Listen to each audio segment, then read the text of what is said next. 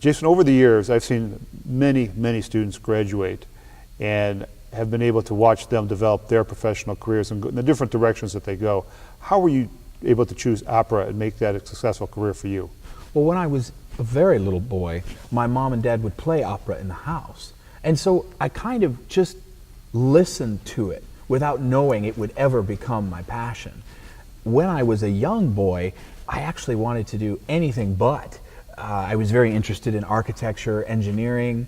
As is typically the case for a young person, they choose about 20 different careers before they settle on one. I wanted to be a marine biologist, and classical music was never really in my purview.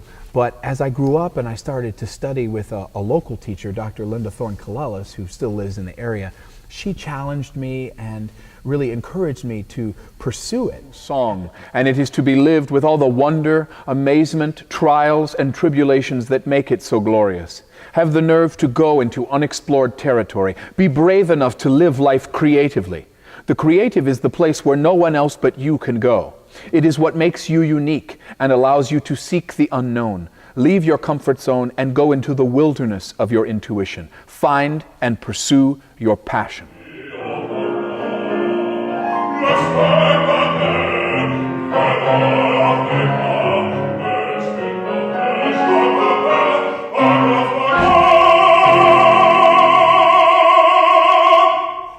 Now, I know you personally, and I know you've gone through some challenges in life. Could you tell us about how you overcame the challenges that you've had to become the person that you are today? Well, absolutely, I'd be delighted, and it was quite an honor to return today as an alumnus and speak in front of the freshman class and have the opportunity to sing for them and discuss with them different ideas about how to challenge the bullies in the world. But I would say one of the biggest things that I had that really assisted me in the best way was that I had teachers and a principal like you whom I could go to, who were like an extension of my family. You know how your parents really watch you and they look after you. You guys did do that for me. You created an environment in which I felt safe and I felt capable of being creative and exploring my personality and taking chances.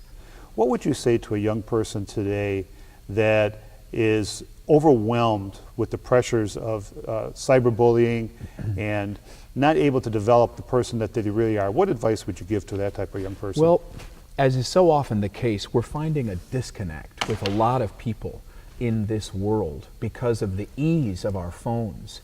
And as wonderful and as marvelous as in some ways they connect us, they disconnect us in other ways. We don't really have as much of a sense of community in person as we do online. So I would say put down the phone and reach out to people in person and try and create a community in your neighborhood, with your friends at school, even with your teachers. And you might find more of a real connection than a superficial one that might exist on the phone.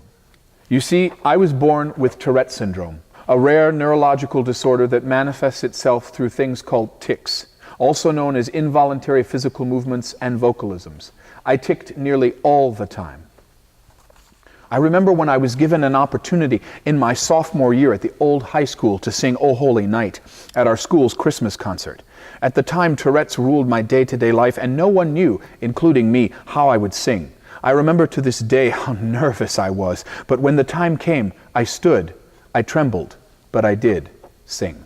Now, your success as a professional opera singer didn't happen by accident. I mean, it took a lot of effort and it took a plan. What would you say to a young person today that didn't know how to get started? They have a dream, but they don't really know what are the first steps. What should I do to cultivate my dream and make it my reality? Well, part of what I said earlier about being in an environment where you feel safe, if you feel safe, you can explore. Let them explore, let them be creative, let them try different disciplines. In closing, I would like to offer a few quotes that underpin my meaning. This first one is by one of my heroes, Dr. Martin Luther King. The ultimate weakness of violence is that it is a descending spiral. Returning violence for violence multiplies violence, adding deeper darkness to a night already devoid of stars. Darkness cannot drive out darkness. Only light can do that. Hate cannot drive out hate. Only love can do that.